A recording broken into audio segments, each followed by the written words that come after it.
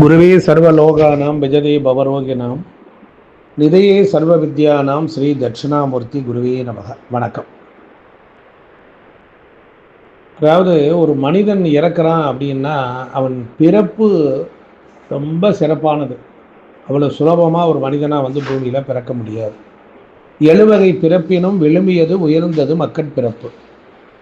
அப்படிப்பட்ட வகைகளில் பல பல பிறவிகளிலே உயர்வடைந்து மாணிக்க வாசகர் சொன்னது போல புல்லாய் பூடாய் புழுவாய் விருகமாகி பறவையாய் பாம்பாய் பேயாய் கணங்களாய் வல் அசுரராகி செல்லா நின்ற இத்தாவர சங்கமத்துள் எல்லா பிறப்பும் பிறந்து இழைத்தேன் அப்படின்னு சொல்றார். பிறந்து இழைத்தேன்னா பிறந்தேன்கிறத அப்படி சொல்றாங்க. அப்படி இருக்கும்போது ஒரு பையன் ஒரு குழந்தை பிறக்குது அப்படின்னா அது 33 கோடி தேவர்களுடைய அருளாசி இல்லாமல் பூமியில ஒரு மனிதனா பிறக்க முடியாது. அப்படி பிறக்கிற ஒரு உயிர் அது எவ்வளவு கடவுள் நேர்த்தியா கீர்த்தியா பூர்த்தியா கொண்டு வரார் அப்படிங்கிறத நான் சொல்றேன். எவ்வளவு உயர்ந்தது ஒரு பிறவி எடுக்கணும் என்றால் மிக மிக சிறந்தது, மிக மிக உத்தமமானது, பவித்திரமானது. அது எவ்வளவு சிறப்பு பாருங்க. கடவுளே சூரிய பகவான் இடத்தில் அந்த உயிரை தருகிறார். அந்த உயிர் சனியிடத்தில் கொடுக்கப்படுகிறது. அதுக்கப்புறம் மேலுலகத்தில் அங்கே தங்கி இருக்கிறது. தனக்கென்று ஒரு தாய் தந்தையரை அங்கு தேர்வு செய்து தாய் தந்தையர் பூமிக்கு வந்த பிறகு அவர்களுக்கு திருமணமான காலத்தில் அவர்கள் சைவ பதார்த்தை சாப்பிட்டு கொண்டு இருப்பார்கள். திருமணம் ஆகுது, நிச்சயமாகுது. அப்ப மேலிருந்து வரக்கூடிய அந்த உயிர் இன்ன அப்பா வயிற்றுல நான் போய் சேரணும் அப்படின்னு அந்த உயிர் என்ன பண்ணுதுன்னா, சூரியன் என்ன பண்ணுறான், சூரிய ஒளியில் பயணப்பட்டு ஆகாயத்திலேருந்து கொண்டு வந்து அதுக்கப்புறம் என்ன பண்ணுறான், நீருக்கு சேர்க்குறான். அப்போ நீர்னா மழை. அப்போ நல்ல மழை பொழிந்து அந்த மழை நீரில் அந்த உயிரானது ஜீவன் அப்படியே பெறப்பட்டு வருது. மழை நீர் வந்த உடனே அப்போ ஆகாயத்திலிருந்து காற்றில் பிரயாணம் செய்து அதுக்கப்புறம் மழை நீர் ஆகாயம் காற்று அப்புறம் நெருப்பு என்கிற சூரிய வெளிச்சத்தில் பயணம் பண்ணுது. அதுக்கப்புறம் மழை நீரில் பயணம் பண்ணுது. அதுக்கப்புறம் நிலத்தில் அந்த மழை நீர் கீழே விழுகுது. அப்படி விழுந்த உடனே அந்த நீர் ஓடி போய் எந்த மரம், எந்த செடி, எந்த கொடி வகைகள், எந்த பழங்கள் காய்கள் ஆகுமோ அந்த மரங்களுக்கு அடியில் உள்ள புகுந்து அந்த வித்தாக மாறி முளையாகி அது விளைந்து ஒரு பழமோ இல்லை காயோ மாறி அந்த காயானது உருமாறி அது எப்படி வருது, அது அந்த காய்கள்லாம் இப்போ ஒரு கிராமத்தில் மரங்கள் இருக்க காய்கறி எல்லாம் கொண்டுட்டு ஒருத்தர் சந்தையில் கொண்டுட்டு வைக்கிறார். சந்தையிலேருந்து ஒருத்தர் இன்னொரு கடையில் கொண்டுட்டு அதை வாங்கிட்டு வராரு. இப்போ அப்பா இருக்கக்கூடிய வீட்டுக்கு அருகில் இருக்கக்கூடிய அந்த அப்பத்தார் கிளவி இருக்கும் பாருங்க, அது போய் அந்த காய்கறியை வாங்கிட்டு வருது.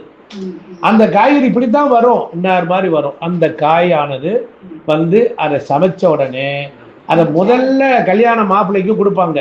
கொடுக்கும்போது அதை அப்பா சாப்பிடுவார். சாப்பிட்ட உடனே அப்பாவோட வயிற்றுல போய் 2 மாதம் தங்கிடுது. பாருங்க எவ்வளவு வேறு ரிஸ்க் எடுத்து ஒரு உயிரை கொண்டு வராங்க பாருங்க. அப்பா பாருங்க கொண்டு வர மாதிரி நீராகி காற்றாகி கடலாகி அப்படின்னு சொல்றோம் இறைவனை. எல்லாமுமாக தான் நாமளும் வந்திருக்கிறோம்.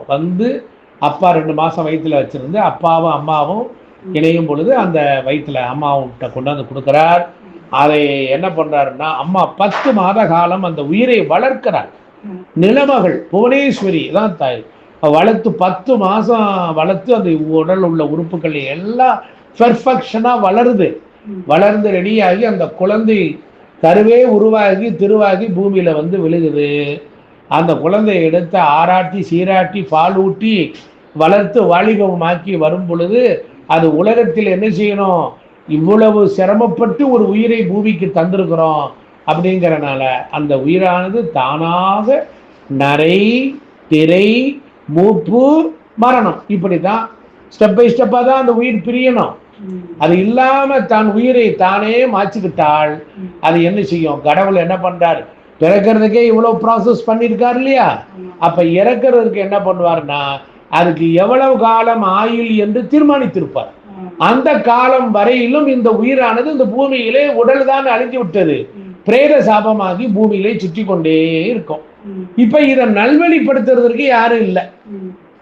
உண்மையிலேயே ஒரு நோய் கொண்டு போச்சு முடியலன்னா சரி ஆயுள் அவ்வளவுதான், மார்க்கெட் இருக்கு 16, இப்படி விவேகானந்தர் வயசுல இறந்தாரு அப்படிங்கிற மாதிரி சரி ஆயுள் அவ்வளவுதான் தெரிஞ்சு போயிடும்.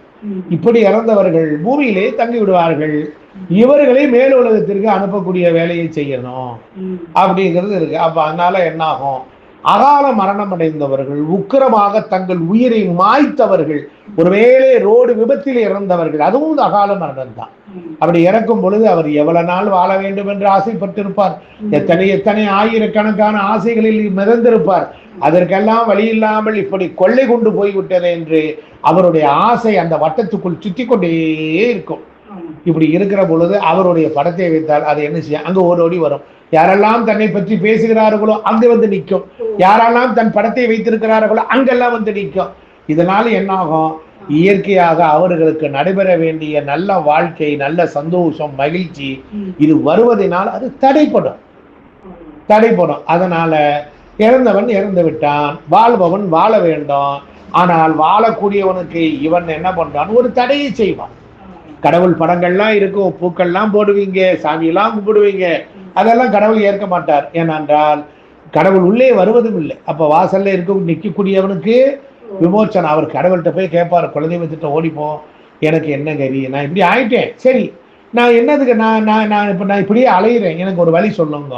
இப்படியே கேட்க பொறு ஒரு காலம் கனியும் என்று சொல்வார். இப்படித்தான் இப்ப நாம இந்த ஒரு பூஜையை பண்ண போறோம், செய்ய போறோம்னா இதெல்லாம் இறைவன் பார்த்து விரும்பி வாங்க வாயில வார்த்தையை சொல்ல வச்சு இப்படியெல்லாம் இடைஞ்சல் இருக்குன்னு உங்களை நம்ப வைத்து, உங்களை நம்பணும் இல்லையா, அந்த நம்பிக்கையை கொடுக்கணும். இப்ப நான் வரணும், இந்த இடத்துல உட்காரணும், பேசணும்.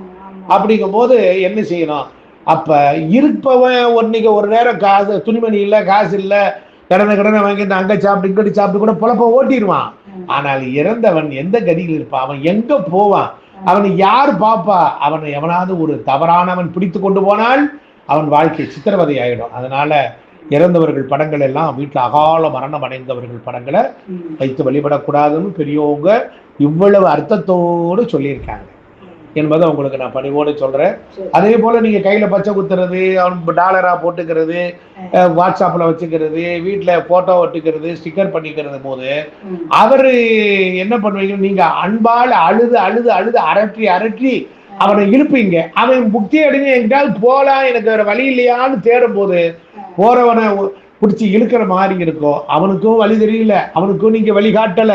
உங்க அன்பால பாசத்தால அதை பிதற்றி 10 மாசம் சுமந்தோம், அவ்வளவு பெரிய பிள்ளைய தூக்கி கொடுத்துட்டேனேங்கிற கவலை, அழுகை, துக்கம் இதெல்லாம் ஒண்ணு சேர்ந்து என்ன பண்ணுவீங்க, உங்களுக்கு அவன் மேல் உலகம் போகணும், அவனுக்கு அடுத்த நிலை போகணும், அவனுக்கு தண்ணி கொடுத்தீங்களா, அவன் பசியா அலையிறானு, அவனுக்கு என்ன செஞ்சோம், என்ன செய்யணும், அடுத்த கட்ட சிந்தனை வராது. அப்ப அது எடுத்து சொல்ல ஒரு வாத்தியார் தேவைப்படுது இல்லையா. அப்ப ஒரு விஷயத்தில் தெரியாத விஷயத்தை தெரிந்து கொள்ள வேண்டுமானால் அதற்கு ஒரு விஷயத்தை, அப்ப அதெல்லாம் ரொம்ப முக்கியம். அதனாலதான் இறந்தவர்களுக்கு செய்ய வேண்டிய கடமைகளை சாஸ்திரம்னு கொண்டு வந்தான். கவர்மெண்ட்ல உங்களுக்கு வண்டி ஓட்ட தெரிஞ்சாலும் லைசன்ஸ் வாங்கணும், புரியுதுங்களா. இப்படி எல்லாம் ஒரு முறைப்படுத்தி இருக்கிறாங்க. அதனால இறந்தவர்கள், அகாலமா இறந்தவர்கள் சாதாரணமா இருந்தவங்க படத்தை வச்சுக்கலாம், கொள்ளலாம், அவங்க ஒண்ணு, அதனால எந்த பிரச்சனையும் வரப்போறது இல்லை.